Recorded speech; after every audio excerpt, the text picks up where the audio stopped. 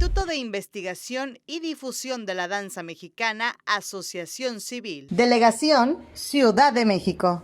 Presenta.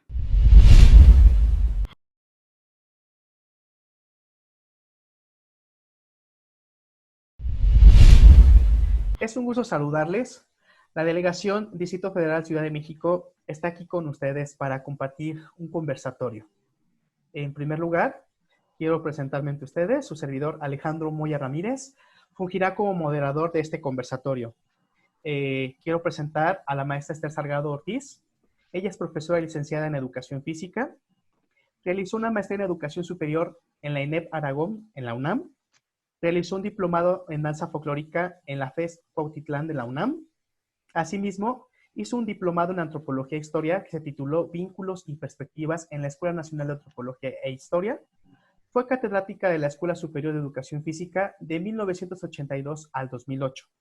Ella es socia del Instituto de Investigación y Difusión de la Danza Mexicana, Asociación Civil, desde 1996. Maestra, un saludo. Es un gusto estar contigo en esta mesa. Gracias. Asimismo, nos acompaña el profesor Mario Gómez Cabrera. Él es licenciado en Educación Física, egresado de la Escuela Superior de Educación Física. Realizó una maestría en Educación en la YMCA. Es actualmente catedrático en la Escuela Superior de Educación Física en la Ciudad de México. Funge como director general del Grupo de Danza Folclórica Macuilxóchitl en la Escuela Superior de Danza de Educación Física. También es director general del Grupo Ensamble Folclórico Mexicano del maestro Lino Ortega Manzanilla. Él es socio del Instituto de Investigación y Difusión de la Danza Mexicana, Asociación Civil, desde el año de 1999. Maestro, un gusto saludarte. Gracias, bienvenidos todas y todos. Como comentaba al inicio, en este conversatorio tiene como título Cosmovisión Conchera, Él es Dios, danza tradicional de concheros de Nahuilla del Distrito Federal, para lo cual es un gusto y un honor presentarles a los maestros quienes tomarán la palabra y nos hablarán al respecto de este tema. Bienvenidos a este congreso virtual del Instituto de Investigación y Difusión de la Danza Mexicana. La Delegación Distrito Federal Ciudad de México presenta la Cosmovisión Conchera. Hablar de Cosmovisión Conchera es remontarnos a una tradición ritual que se realiza en México. Esta tradición ritual se ha venido dando de generación en generación. Hablar de cosmovisión es hablar de muchos significados y significantes que celosamente han guardado las personas concheras y que muchos de nosotros todavía hoy en la actualidad no logramos comprender.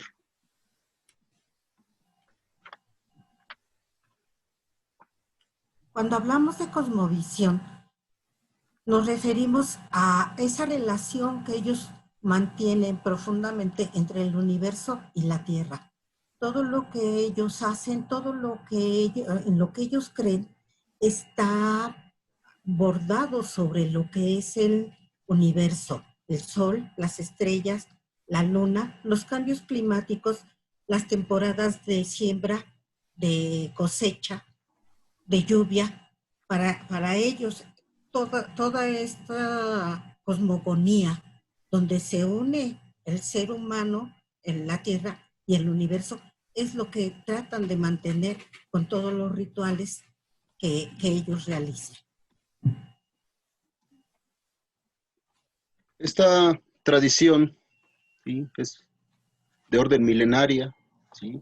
Se dice que en la época prehispánica ya se llevaba a cabo, ¿no? No en la manera tal como la conocemos hoy, pero ya existían ciertas cosmovisiones que se han perdurado por los siglos. Nos dice también que la danza conchera, para algunos autores, por ejemplo, de La Peña, nos dice que más o menos en el siglo XVIII se dio a conocer, y hay algunos otros que mencionan que se remonta desde el inicio de la época colonial. Si bien es cierto que se ha investigado esto, también es cierto que desde la época prehispánica ya se hacían este tipo de ritualidades. El inicio de esta danza conchera se remonta a una fecha específica, 25 de julio de 1531. El 25 de julio es fecha importante para estas dos personalidades, indígenas y españoles. ¿Por qué? Para los indígenas era el día de adoración al árbol de la vida o Temuachachán. Y para los españoles era el día del Señor Santiago. Después de la conquista, surgen batallas campales, precisamente porque estos indígenas no querían ser conquistados todavía en los alrededores de la Gran Tenochtitlan. Y entonces el 25 de julio, para culminar con este tipo de batallas, lo que se pretende es hacer una simulación del final de esta guerra o de estas batallas. Precisamente quedan en acuerdo en verse en lo que hoy es Santiago de Querétaro y más específicamente en el Cerro de Gremal, en donde llegan y empieza esa simulación de esta batalla final. Poco a poco los ánimos se van caldeando, se va exacerbando y ya aquello de haberse convertido en algo de simulación empieza a ser realmente una batalla. De repente hay un eclipse solar, no hay luz y en lo alto del cerro hay una luminosidad resplandeciente, lo que hoy se conoce con la Cruz de San Gremal. También al lado de esa cruz hay una silueta.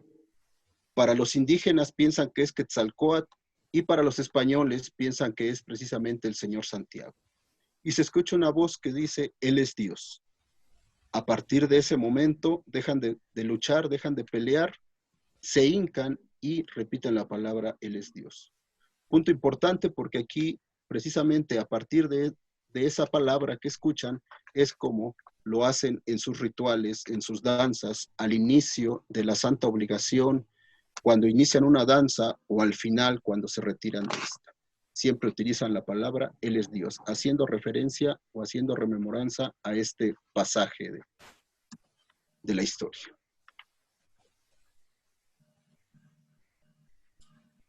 Bien, cuando ellos empiezan su rito, depende si va a ser en el día o va a ser en la mañana, en la noche.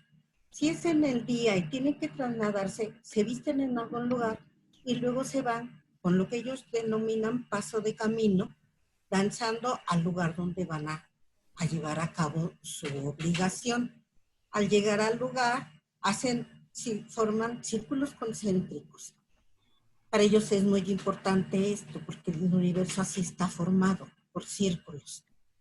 En el centro colocan al santo, generalmente es un niño Dios, con un traje de conchero. El círculo de adentro está formado por los capitanes y por los herederos de la palabra. Veladoras, incienso, agua, no pueden faltar.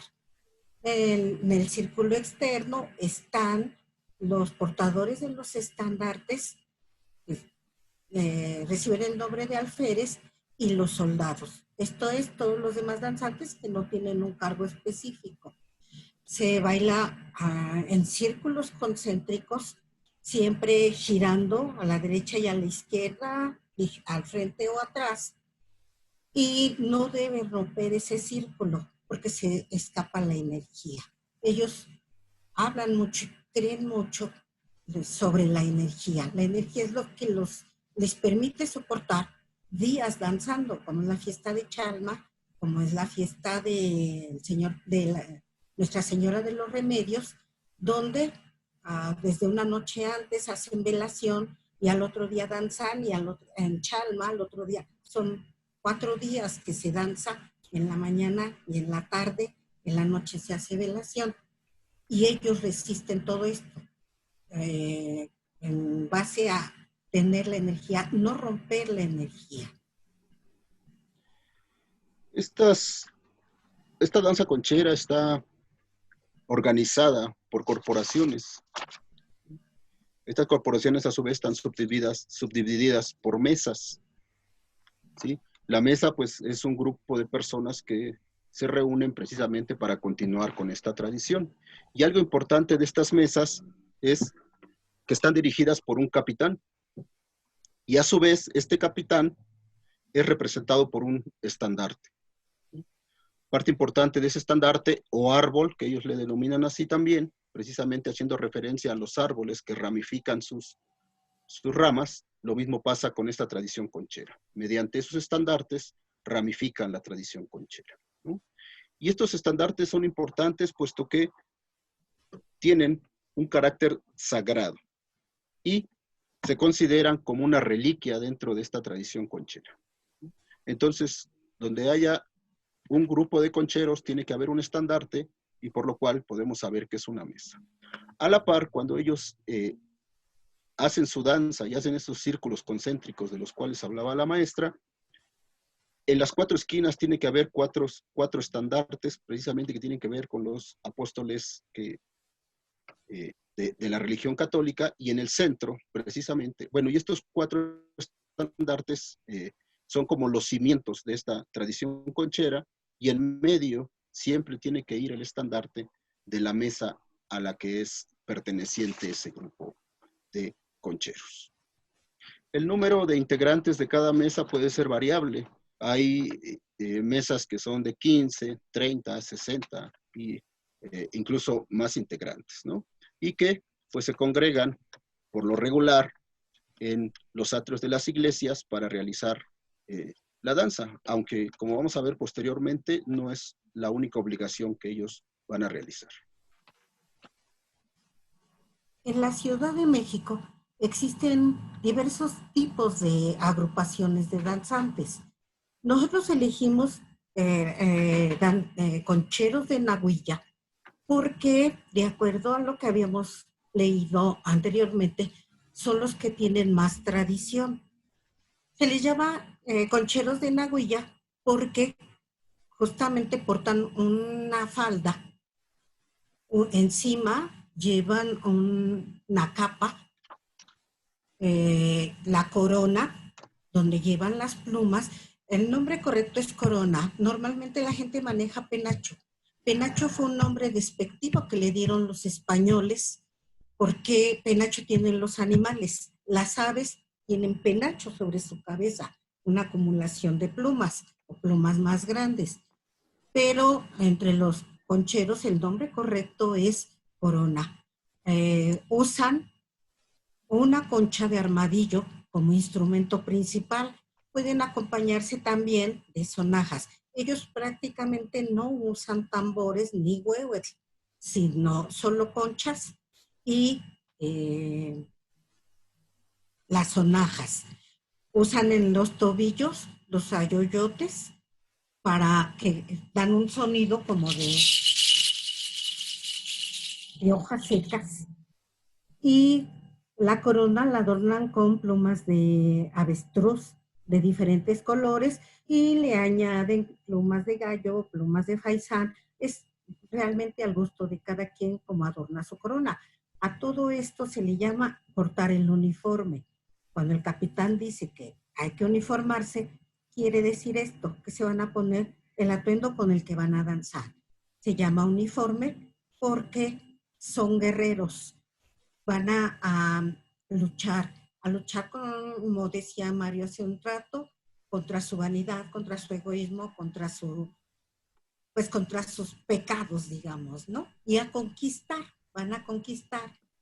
Desde el momento en que tienen que aguantar tantas horas, tienen que conquistar su cansancio y ver si alguien más se anima para integrarse a la mesa.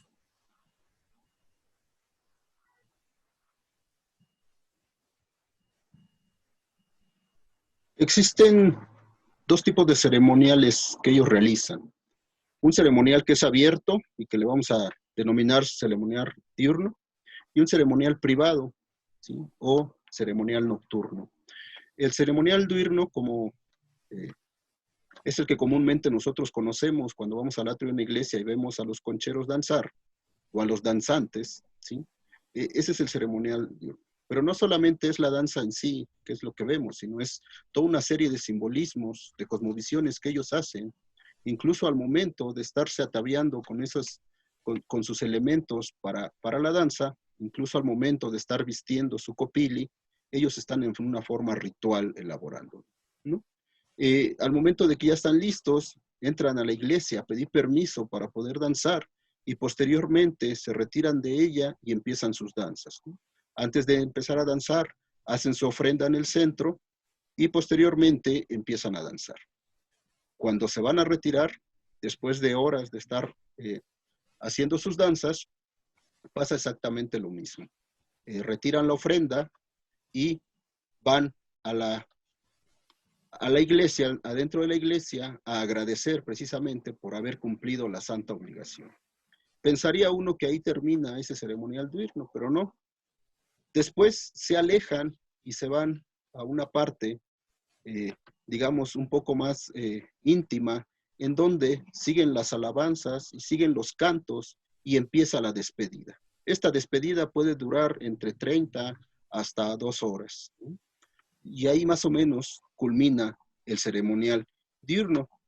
Y existe otro tipo de ceremonial que es el ceremonial nocturno, que nos lo va a explicar la profesora Esther.